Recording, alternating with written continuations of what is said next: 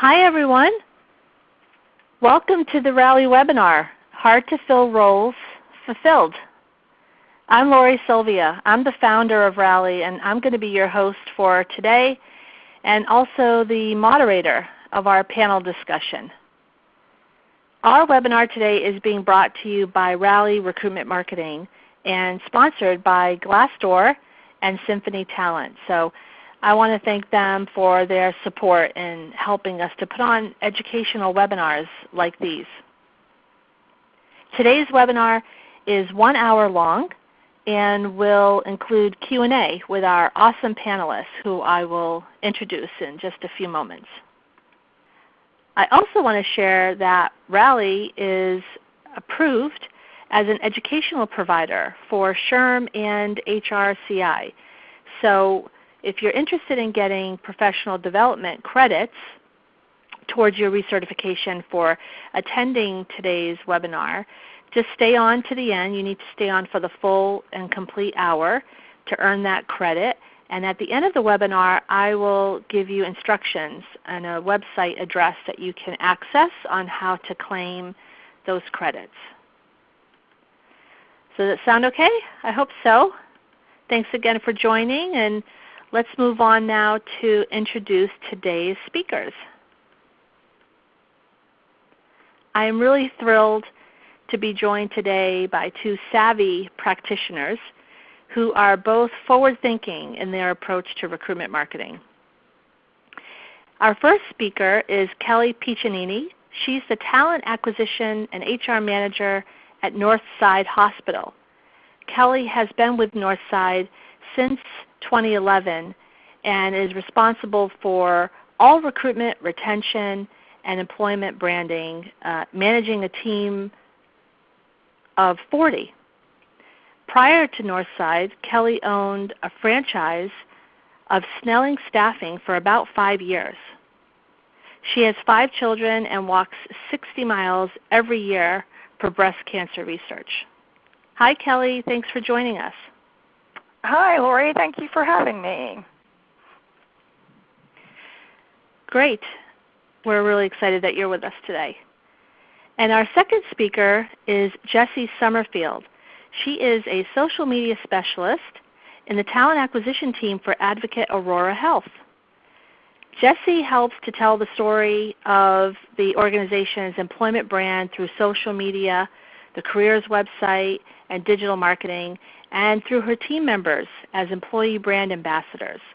Her goal is always to make the recruiter's job easier, which I'm sure they really appreciate, and helps them to bring in the best and the brightest talent to an outstanding organization while also maintaining a fantastic candidate experience, some of which we'll see today. So, hi Jessie, thanks for being here today. Hi, thank you. I'm really excited to be here. Great. All right. So I mentioned before that we are going to be taking questions at the end. So if you have any questions for the speakers, you can enter them into the chat window in the bottom left of this webinar ReadyTalk platform. So feel free to go ahead and submit your questions throughout today's webinar, and we will be sure to select some at the end and try to answer those for you.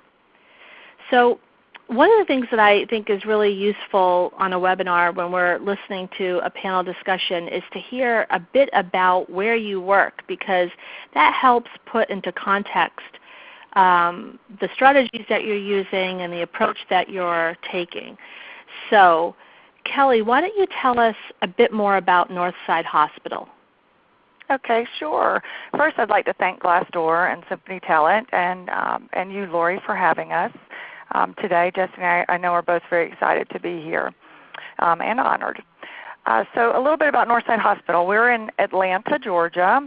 We opened our doors in 1970. We have 3 nonprofit hospitals.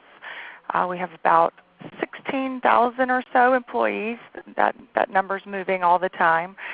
We have about 3 million patient encounters annually. We have 48 cancer centers. with 9 consecutive years of the highest survival outcomes, which we're very proud of. We're number 4 in the world for robotic procedures. We do tons and tons of surgical procedures with the robots. And we hire about, last year in 2017, we hired 3,845 external candidates.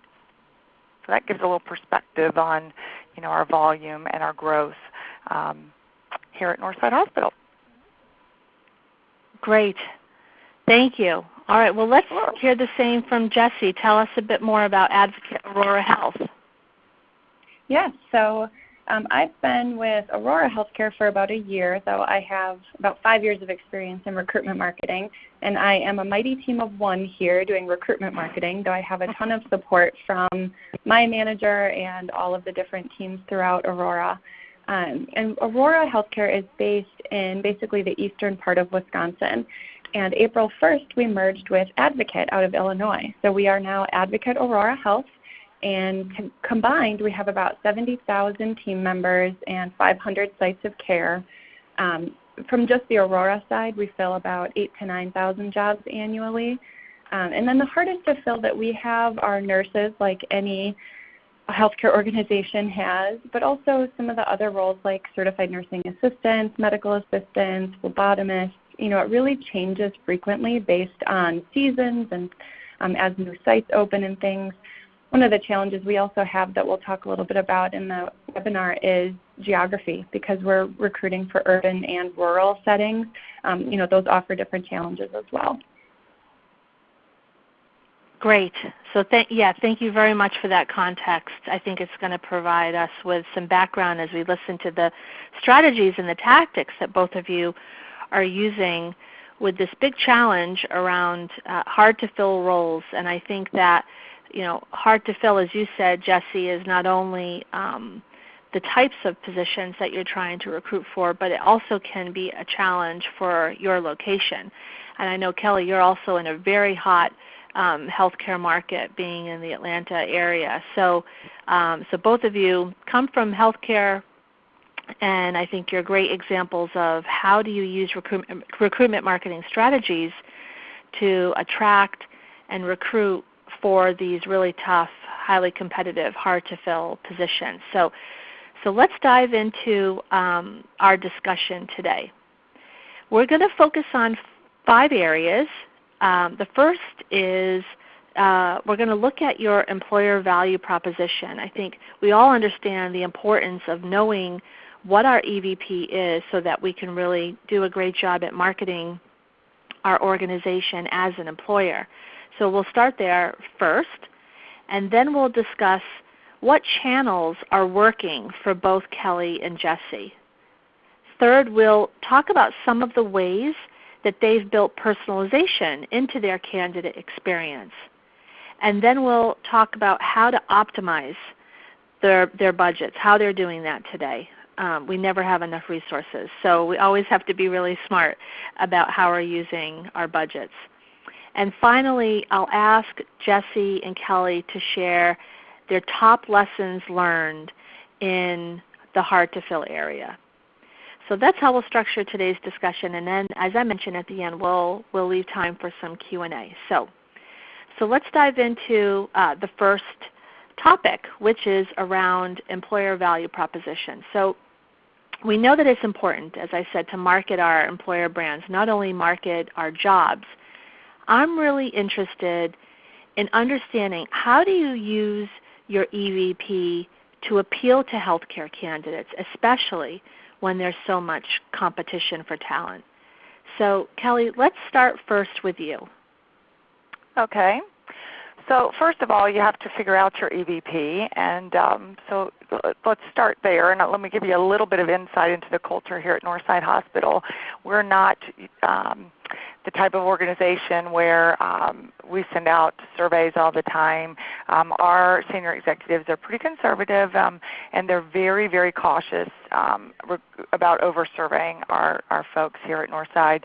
So and when I came here, they really didn't want to do a large kind of rolled out EVP survey. So I started a little bit smaller, We started with some what we call task force or smaller focus groups, if you will, and especially in some of our really hard to fill specialty areas, which I'm sure for those of you in healthcare, that's most of our specialty nursing, our surgical areas, and then like Jesse said, some of our support positions, medical assistants, even rad techs. I mean, there's just all kinds of things in healthcare. But so I would go into one of these areas and we look for kind of a sampling of the people on the unit. So we're looking for sort of all tenure, just sort of varied backgrounds on the unit. We would get a small group together, maybe 8 to 10, and I would talk to them about how life is on the unit. There were 3 questions kind of that we would talk to them about, or that I would ask each of them. I'd start with what brought you here, what keeps you here, and what can we do more better. So what can we do more of, and what can we do better. So those 3 questions really, I mean, they sort of share everything. And then we were looking for themes in those surveys and in those focus groups. Into what could we do more of on the unit, what could we do better in order to increase our retention, and then what brought you here and what keeps you here. So those were things that we would translate then into our EVP and use in our marketing. So we use, we also, another thing that we use is Glassdoor. I'm a huge proponent of Glassdoor. All of the comments and insights there, I think job seekers today trust those anonymous type. They trust, and the employees, it's what they're saying about us. So we really pay very close attention to that. We also do onboarding surveys, exit interviewing, and so with all those things, that's sort of how we were gathering, the insights into how we're going to market. And then, as you see on the slide here, these are just some samples of our social media, and then that's a career site sample. So what we would do is on these units, as we're going out and we're doing these task force, and we're talking to them about, what brought them here, we're highlighting some of that. Work-life balance is one of things that I think we do really, really well here at Northside. You see that theme on our social media. You're going to see it throughout any of our employment branding. I think it's an important benefit to offer your employees these days. And so you'll see here we have a social media campaign that we're doing this summer. We have an internal portal, employee portal, and we do little surveys on there, just fun, kind of what are you going to do for your summer vacation. And that sort of prompted me to reach out to Symphony Talent and say, what about doing a campaign around this for our social? And so we have multiple, on all of our channels, Glassdoor, Facebook, LinkedIn, Twitter, Instagram, we're running stories all summer of our employees and what they do to use their PTO to relax and recharge. So that's a way that we're using things that we've brought out of our EVP, translating that into social, that I hope is resonating and connecting with our potential new hires out there. That's one of the campaigns. We also focus on, of course, everybody loves sugar cookies. We love food. Holidays are nice and easy for healthcare. I don't know about you all, but oftentimes our nurses are taking care of others, and so one of the things that we like to do is take care of them. So we bring them treats on their unit. We always kind of multitask that. We take pictures. We celebrate the holidays and the small wins, and then we use that in our social media. Again, we're kind of trying to highlight the real. This isn't stock photography. This is our real employees doing life every day. Another thing you'll see here is we're a huge proponent of giving back to the community and to charity. So we often highlight many of those events. These are some of our recruiters actually out, and they're volunteering across the street at Children's Hospital at the Ronald McDonald House.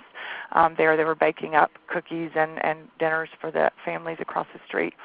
These are real life things that happen. We just take the pictures and post it on the social media. So our goal is that the people out there are connecting and identifying with our brand. I think the most important thing I've learned in all of my experience here is to find what is unique and special and awesome about your company and be very authentic, and that's what you market. Great advice. All right, well, let's ask Jessie the same question. Jessie, share with us how you're using your EVP to attract those candidates for your hard-to-fill positions. Yes, and I totally agree with Kelly that it has to be that authentic and real, kind of user-generated content in a sense, definitely. So when I joined Aurora, like I said, about a year ago, we did have an employee value proposition established, but we were also just starting a brand new career site redesign project. And so we used that opportunity to sort of reaffirm the EVP that we had. So we were working with an agency on the design, and they really helped with some one-on-one interviews in small groups, and then some just industry research as well to make sure that the EVP was still aligned with the workforce and what our workforce really wanted, along with obviously what our employees were telling them. What kind of environment do we have? So one of the examples we have of something within our EVP is opportunity. We are the largest private employer in the state of Wisconsin. Advocate Aurora is now the 10th largest healthcare system in the nation. So being that big, we do have a ton of growth opportunities for our caregivers. So we use that, and we use our EVP as our North Star then as we are building out all of the different content. So on the screen you can see some examples of our social content on the left, our career site in the middle, and then a print ad that we did during Nurses Week on the right side. The upper left example is for a physician opportunity, or really just sort of general branding around physician opportunities in Marinette, Wisconsin. So Marinette is a very rural area. It's hard for us to recruit physicians there. So in the messaging, we talk about how we're looking for experts. We're looking for people who are interested in teamwork, because those are big parts of who we are as an organization. And then the video itself that is in that post showcases the beauty and kind of serene lifestyle that is Marinette. So we're, again, really trying to weave that EVP messaging that we've done so much work to create throughout all of the different channels and posts and things that we're doing. All right. Great. So let's move on now to the second question that I have, and the sort of how we want to talk about this topic today, which is channels.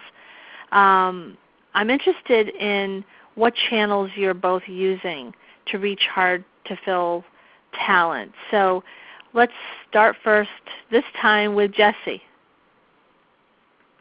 Great. So from a high level, I think we really feel like we need to be on a lot of different channels, and partially because of the old advertising adage of the rule of 7. So that says that people need to hear or see a message 7 times on average before they take action. So we can't rely on just one message in one place to attract a candidate. The days of having a "we're hiring" sign in the window are kind of gone. You can do that, but you also need to be on job boards and on social media and in a lot of different places to ensure that people are seeing that message multiple times, and that we're showing up in the different places where our candidates might be. And I think especially these days when there are more jobs than there are people to fill them, people can be a little bit pickier. They're not as maybe desperate for a job as they were 5 or 10 years ago.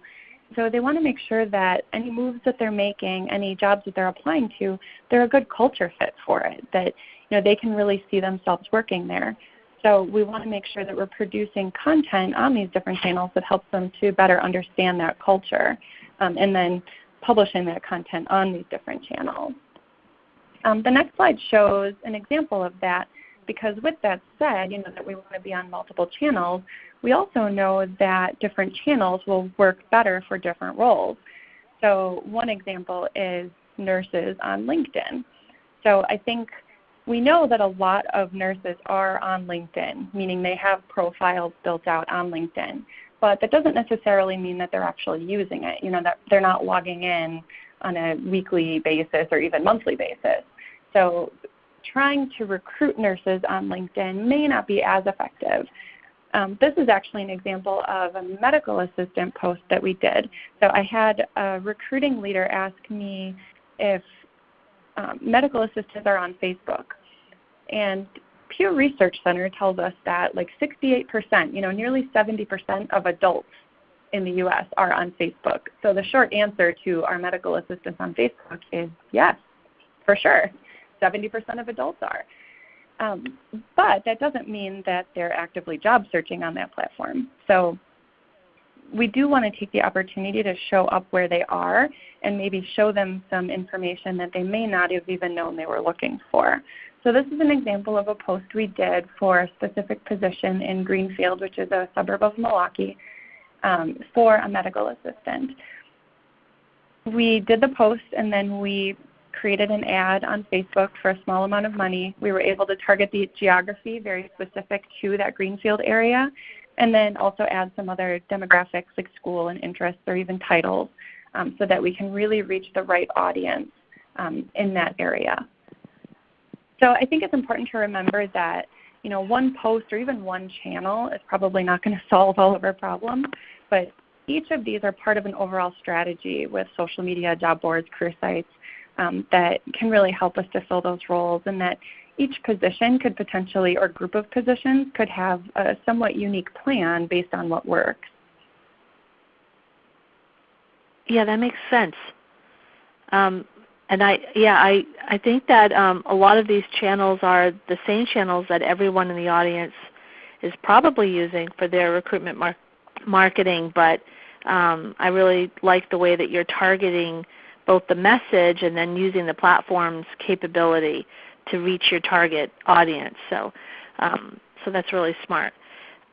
Kelly, let's hear about your approach and the channels that you're using to fill your hard to fill positions. Absolutely. Well, I certainly wish, like Jessie, that one channel would do it all, but that is just not the way of the world these days. We like to engage our potential new hires all along the pathway to hire, and this is including our passive and our active job seekers with with the Omnichannel approach. And that, to me, is just like it's looking at a seamless experience for our potential new hires from the beginning to the end, using a variety of methods. Every channel we could possibly reach them on. We've done some radio. We've done some billboards. We do everything digital, of course, ads, e-cards. We have a talent network, of course our career site, and then social. Social is very big for us, and it's something that I built my business at Snelling. When you open your own business, I didn't have a whole lot of cash, and so I used social. Back in the day, it wasn't as much paid social as it is today, but I'm a big believer in the power of a social network. And so our social programming is very, very strong. It's something we spend a lot of time on every single week, developing out our, how we're going to roll this out. I think most job seekers today would rank social and professional networks higher than the old job boards or the old job fairs, for sure. We found a lot of success with our digital ads. So we're placing ads, whether it's an event or a hard-to-fill job. We post those in the same message across all of our channels, including even our career site. We'll put what we call a takeover page. So when you visit if you start, let's say, on a banner ad, and it's an ad out there for an event we're having, when you come to when you land on our career site, there's what we call a takeover page. Marlon would probably tell me I'm giving away too much of my secret sauce here, but it's a takeover page, and basically you can X out of it, but if you click onto it when you come onto our page, it's kind of, our career site is kind of grayed out in the back, and it tells you all the the specifics on that job fair. And you can X out or you can click on it and it takes you to even more information. So once they come there, they're getting the same sort of messaging, whether it's out in the ad and then once they land on our page. And then we're retargeting them, and we have personalized or enhanced job descriptions, if you will. So once they come back and visit us, we already know that perhaps it's a nurse, or maybe it's not, maybe it's an accountant, whatever their job class code is. Once they come back to our site, after they've visited us through any of our paid media, we've tagged them and we know we're able to serve them up kind of the right message. We serve them up the right pictures and words and lingo that's kind of appropriate for what they're searching for. And another very important thing for me is being mobile friendly. In healthcare, of course, as you know, most of our healthcare employees are not sitting in front of a desktop with time on their hands to apply to positions. They're applying to things, maybe grabbing 5 minutes on a lunch break, or when they're home and they're tired. So I believe it's very, very important that you have all of your channels and all of your marketing is very mobile friendly and very easy to follow. You're telling a candidate, you're telling a story out there for them. Okay. Yeah, I mean that makes sense. I'm really interested in the marketing strategies that you're using there. I heard you talk about a takeover page. I heard you talk about remarketing. I mean, these are the things that marketers are doing in a B2C and also a B2B perspective. And I really respect the fact that you've brought them in to your recruitment marketing. So it's a pretty sophisticated approach, I think, to when you're using social media or your other channels and you're connecting with the audience that you wanna reach, you're bringing them back to your career site. So this is a good segue, I think, into talking more specifically about our career sites. And so I'm interested in personalization. In general, I'm interested in personalization of websites. I think it's becoming more and more important, and it's a strategy that's being used increasingly in talent acquisition. So how do you personalize the candidate experience to increase those conversions when you've got that talent that you've been trying to reach for this really important, hard-to-fill position, and they've landed on your career site? How are you ensuring that you can drive them to apply? So let's start first with you, Kelly. We've like I talked about, we have the enhanced job descriptions. So those are very personalized. Your view of my career site will be different than someone else's view. If you are an allied health professional, you're going to see pictures and industry lingo and equipment, and all of the look and feel is going to be geared towards maybe a technical position, that sort of industry or that job. Whereas nursing, you visit our site. We're also one of the residents. We focus a lot on nurse residents and bringing in new grads. We hire about 600 or so new grads fresh out of nursing school each year. And so our residency page, and we're spending a lot of time working on that the imagery is appropriate, fresh, young, energetic, and it speaks to the nurse fresh out of nursing school. And then professional. If I have one of the things I hear, people, I think they don't realize that in healthcare, of course, it's a business. So we have accounting, we have shipping and receiving. We have all of those areas that aren't clinical, and so it feels really. When I first came here, our site was everything clinical, and I think we also have to fill all of those positions, and so those folks, as they visit our site, are seeing people in suits, and everybody is not in scrubs with stethoscopes. So we're really tailoring our message across all of our channels to include all of our potential workforce. And I think that really makes a huge difference for us. And we're looking at some ways to continue to enhance that. We have our our CRM, so our talent network, and we're looking at how do we personalize that. So there's more to come very soon on that. That's something we're working on. But my hope and goal is that every message that you receive from us along the path of the recruiting funnel, both passive and active, that it feels personalized and it feels like I'm speaking to you.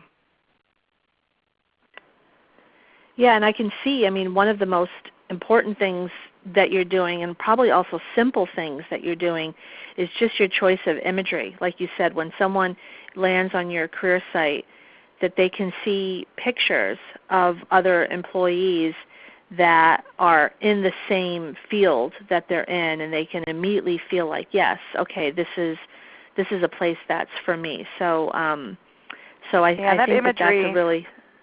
Yeah, those pictures those are our staff. It's not stock photography. Those are 4 of our nurses. That so we really try to pay attention to it being authentic and it being real. Great. That's one of the things that we talk about on the Rally community all the time is no stock photography. For authenticity, please use photos of real employees, even if they're candid shots taken with your mobile phone. Okay, great.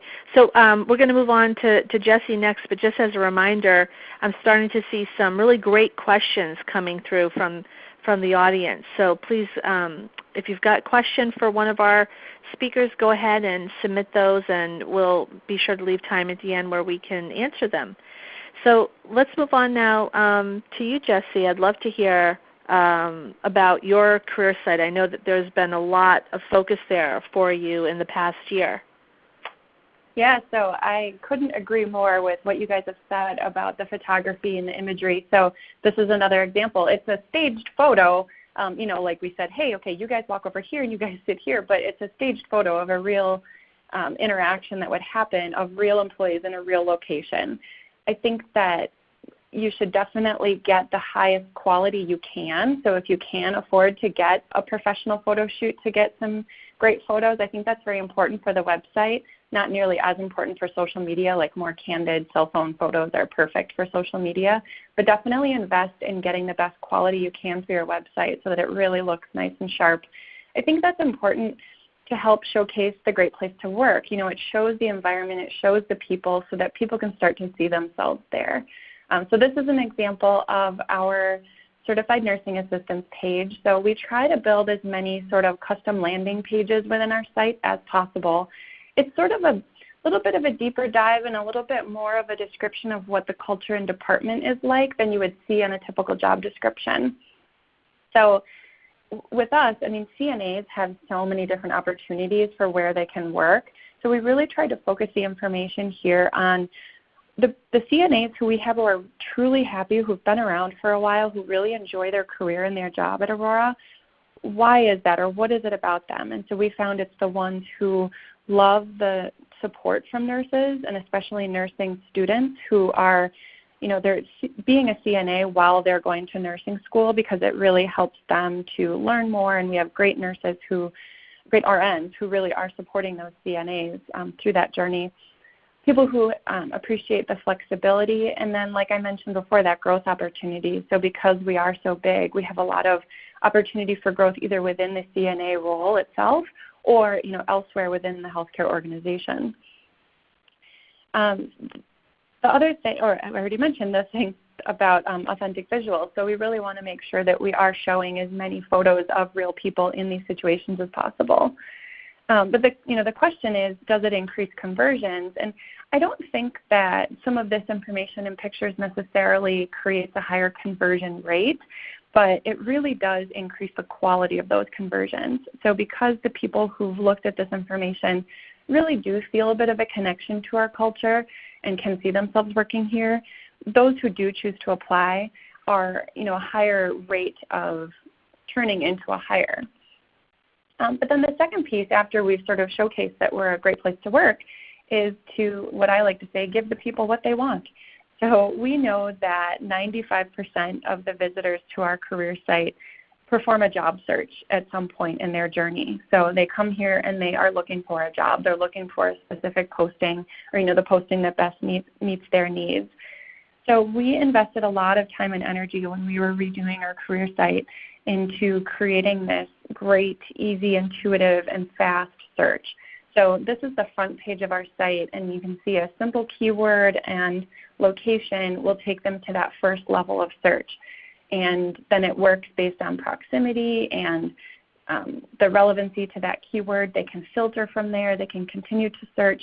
There's some AI built into that search where it will continue to get smarter as more and more people search. So we've had the site for a little over 6 months now. It's already getting better. We're continuing to tweak it and enhance it. I feel very blessed that we've been able to work with our internal digital team who are great, and they come to us with suggested improvements. They're very responsive when we mention that we have a problem or something. So it's great that we're able to constantly improve that. The other thing we do is keep that job search above the fold. So it is front and center when they come to the site. We recently added a new video that's kind of like a video version of our employee value proposition.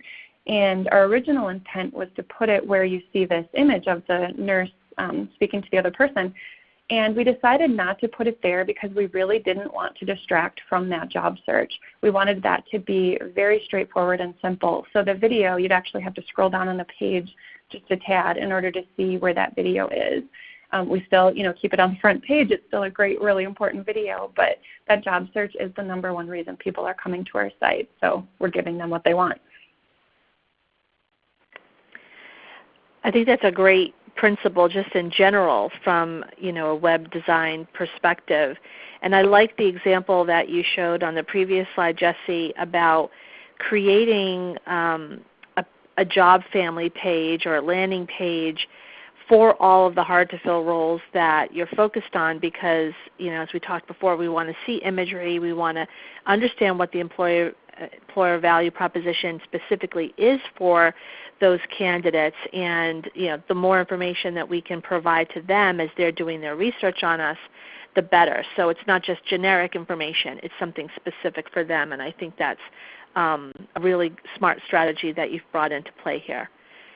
So, okay, well let's move on to number 4, the second to last section, and we can spend just a few minutes on this before we get to our lessons learned and then open it up for questions. So I'm interested in budget. I think when I talk to recruitment marketers and folks in talent acquisition all the time, everyone feels that they never have enough budget and resources to do what they really want to do. So when you're doing recruitment marketing in general for your healthcare organization, but then you also need to spend that time and attention on those hard-to-fill roles where there's extra focus needed. How do you manage that budget, and how do you optimize your budget in the right places? So let's start first with Jesse. Lori, you are so right. There's never enough money. We always want more resources, and we can't usually get it. So it's very important that we optimize what we have and that we're using it in a smart way. And I think that the easiest thing to do, or it's not easy, but the best place to start is to measure and analyze and strategize. So really try and measure and track what works. And I think this will vary. It should vary by the different role or geography that you have. We mentioned there's different challenges with each one, and so what's working for each may be slightly different. It's hard to track things directly, especially, Kelly mentioned, and we've done it too, things like radio or billboards. It's really hard to track the effectiveness of that because it's not a direct click. It's not a digital footprint that they're leaving. And we have systems that don't necessarily like to talk to each other, between our CRMs and our ATS and our websites. There's some numbers we can draw there, but it's not always, a linear journey for the candidate. So I think, I try to just track what I can and then draw conclusions from that. So what you're seeing here is an example of a report I created for a medical assistant campaign it's actually a year-long campaign, and this is a snapshot of a couple months of that campaign. On the top, I have some of the different efforts that we did, and then the bottom are some of the numbers that we can track. And so we're looking at, okay, we did this internal push for referrals. Did that result in more referrals? It did. We saw some success. I mean, it wasn't crazy numbers. We went from 4, 1, 6 to 12, but we did double the number of referrals we got that week with that internal messaging. And then towards the end or the middle of May, we did a bunch of social pushes. We did some Facebook ads and some Twitter ads, and we definitely saw an increase in the website traffic, which is where we were driving people to, and we saw an increase in applicants and applications, which is the first goal. The ultimate goal is hire, but you can't have hires until you have applicants. So that means that it worked, and that's good, and we know we can keep doing more of that. What we learned during this time is that because we did Facebook and Twitter at the same time, we don't necessarily know which was the most effective. So the next time around, we spread those out a little bit more. So do Facebook one week and maybe Twitter a couple weeks later, so you can see how each different channel affects them, and then you know where to spend your money.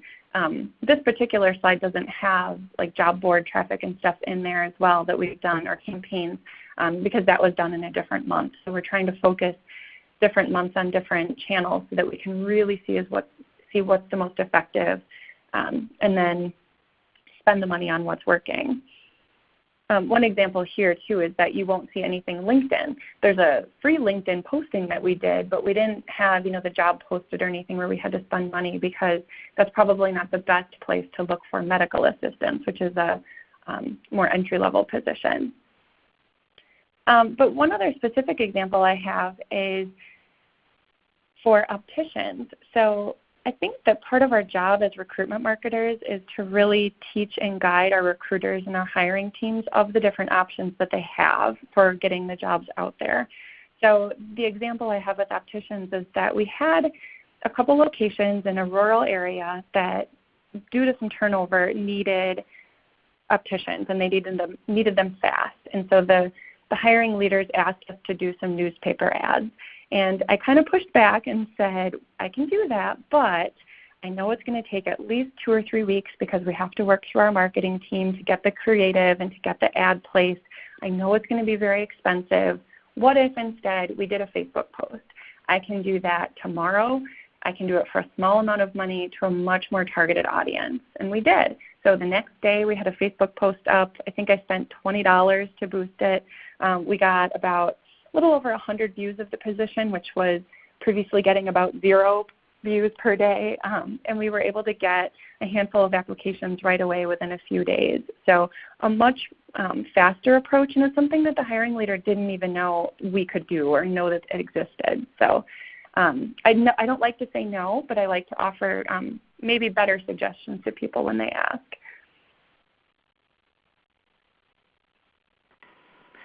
I love that you're providing some coaching to the recruiters and the recruiting team on what may be a more effective way to market a particular role. So good for you. I think that's great. Okay, so Kelly, why don't you share with us a bit about your approach to optimizing budget? Yeah, so when I first started in this role, the first year, my peer and myself, we shared a budget, and we were over a lot. We were way over budget, and I swore I'd never have to go through that phone call again of explaining those numbers. So we got pretty serious about looking at budgets and how we were going to figure out what was working and how we were spending our dollars. So to me, if you look at this, our slide here, we're focusing on the data at every stage, and I tell folks all the time, I consider myself a people person, and I think many people in recruitment would probably say the same thing, but I have quickly learned to become a numbers person because the numbers really do tell the story, and that's my senior leadership. That's what they really want to see. They really want to see the numbers. So we were over budget and not sure how to get it down. So we worked with our team over at Symphony Talent, and we tag all of our media buys. So we know we're able to track what is effective and what is not effective. And when you look at this funnel in the beginning, the awareness, the consideration, those are our kind of our social sites, our professional sites, our blogs. And as you get down to the interest and apply selection site, we're really looking at our career site and what's our spend there? Where are the people going? What are the pages? We were just having this conversation earlier in the week. What pages are they going to? What are they looking at? And that's what we need to focus on. And then through the hiring process, the onboarding process, we're looking at that's where we're looking at personalizing some emails and everything that the candidate is getting from us at that point will be personalized, and we're always asking for feedback there, and then all the way through to advocacy, of course, which would be our social ambassador program. So we're looking at all of our spends throughout the funnel, and then looking at the data and seeing what works and what doesn't. And we're able to see every single month where our hires are coming from. And it continues to be definitely our media buys, our ads and the social sites are always up there as well. Glassdoor has quickly risen to one of our top contenders every single month. It's really important, I think, to really take that time and put the tags on your media buys and your spends, and being able to see where that ROI is really coming from. We were able to cut some vendors completely out of our budget and save fairly significant dollars by really seeing that those contracts weren't yielding any hires.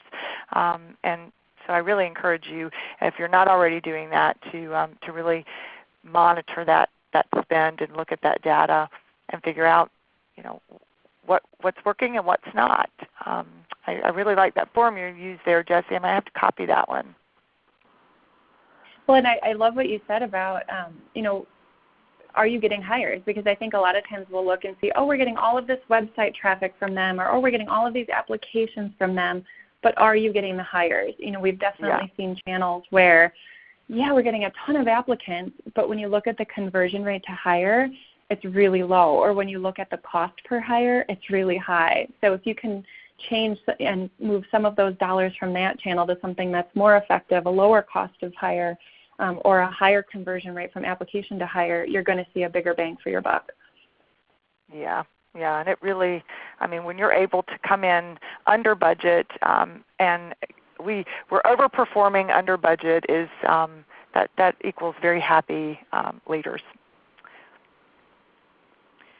You both are like speaking to my heart, talking about aligning recruitment marketing to hires. So it's not just about clicks and views. It's about are these strategies and tactics actually producing the hires that the organization needs. So good for you guys. I love it.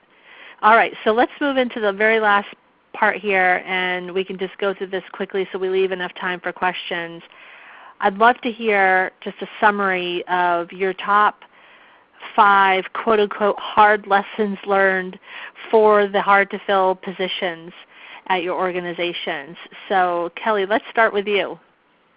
I think the first lesson is, Rome wasn't built in a night. It's in a day. You've got to really spend some time, especially on some of the social channels, and build that employer brand step by step and brick by brick. But it's definitely worth it. So I encourage you to spend the time, even if you just take 1 hour each week and focus on that.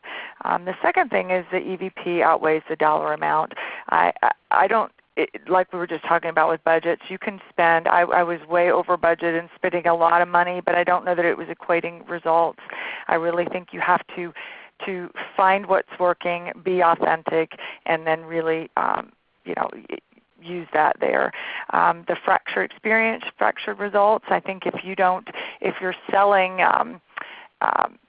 something that's not real and authentic out there, it just doesn't work. I think you have to have a cohesive employment brand that really speaks to the authenticity of your organization.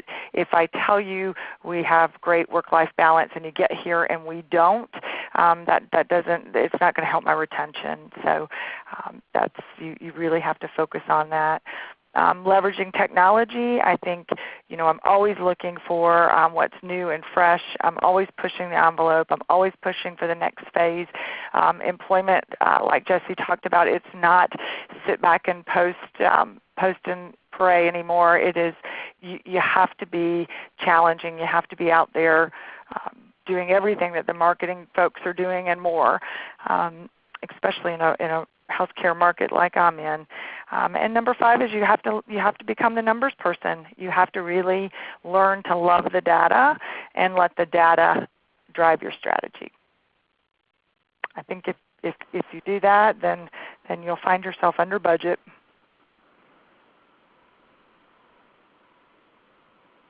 Great. Okay, so thank you, Kelly. So let's move on to oh, sorry, can you hear me? Yes. Oh, sorry, I thought there was a hiccup in the audio.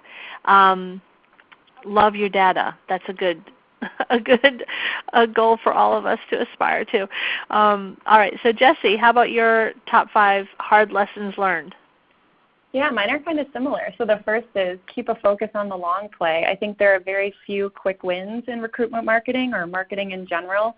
So it's really just like Kelly said, building it brick by brick and spending time every day. And I think that the few quick wins that we do get are better when the employment brand is well established, because when people know that you have a great place to work, they will jump at the chance of an opportunity that you have that you post. The second is measure, analyze, strategize. Basically, if you are not analyzing and changing your approach based on the numbers, there's really no need to measure because it's just giving you a data point. So you have to be sort of acting on that data, just like Kelly said. The third is you're not alone. So I think those of us who are fortunate enough to have a full-time job in recruitment marketing sort of feel like we're on an island because there aren't a ton of us. A lot of times in organizations, it's a job that many people do as part of their job. So when you do get to focus on it all day, every day, it's a little bit different than what everybody else in your organization is doing. But there are lots of us out there, and so using your network, we're all experiencing the same challenges every day. So, leaning on each other, even just through webinars like this. The fourth is fail, learn, repeat. So try something. If it doesn't work, figure out why, tweak it, and try again. To do that every day. And then the last one is actually a stock tip I got once from a retirement advisor, that past performance is not the only indicator of future success. So I think just because something worked or didn't work in the past doesn't mean that it will or won't work in the future. So just like number 4, you need to tweak and try again, and everything we're doing is a constant evolution. So just keeping your eyes on things, continually adjusting.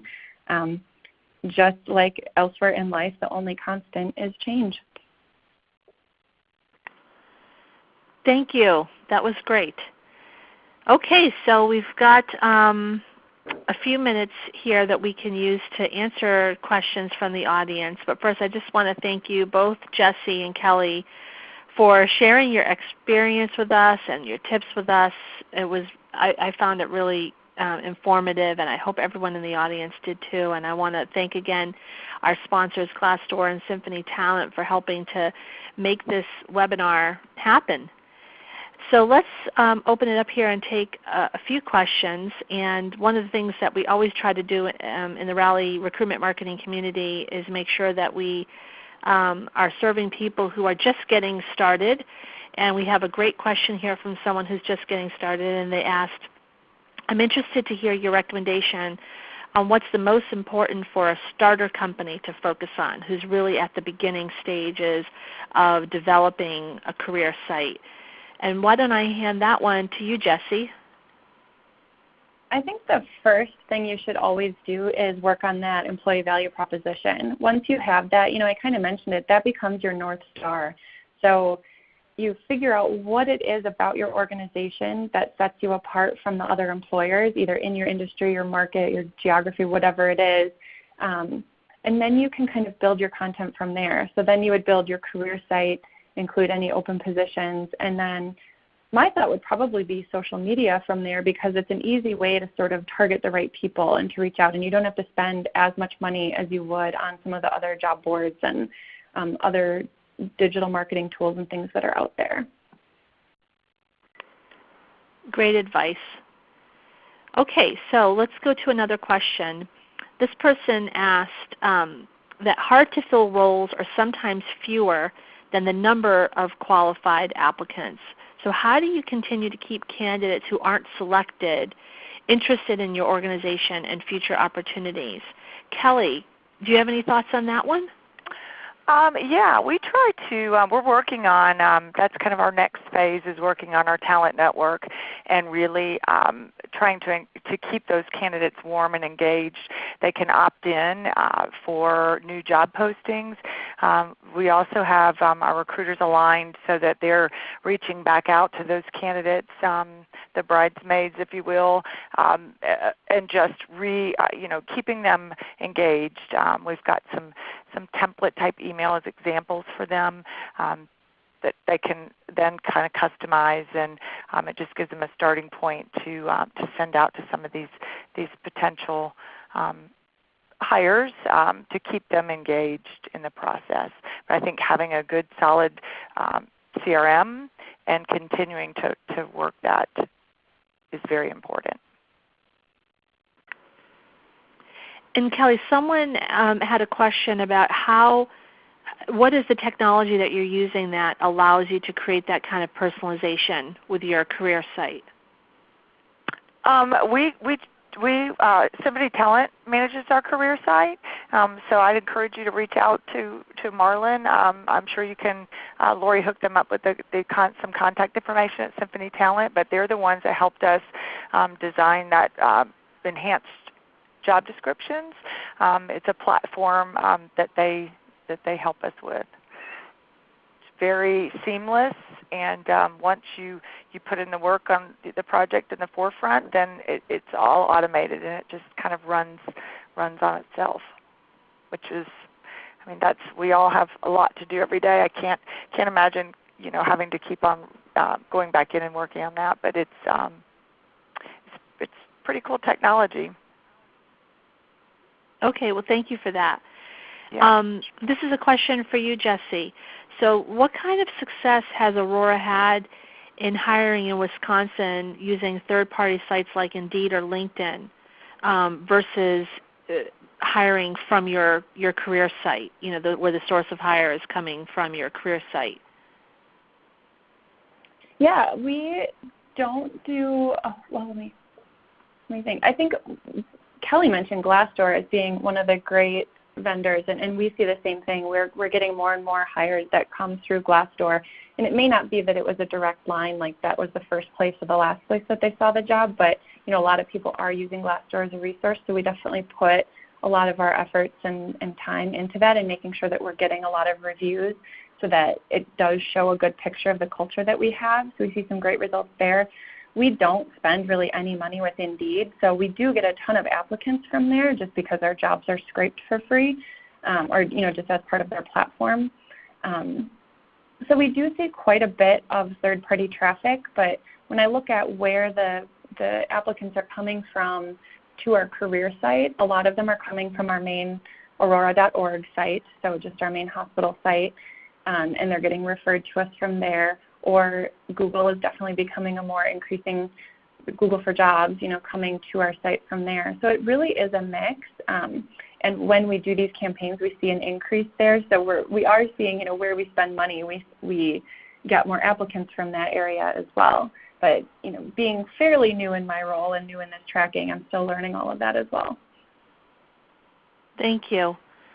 Okay, well that will have to be our last question here on the webinar, but there's still like 20 questions that have been unanswered. So what I'm going to do is I'm going to work with both Kelly and Jesse to get answers to the questions that everyone else has submitted, and I'm going to post that on rallyrecruitmentmarketing.com on our blog. So I'll send everyone an email when that's ready, and then hopefully you can look there for your question and an answer from one of our great panelists. So thank you again, Kelly and Jesse. This was fantastic.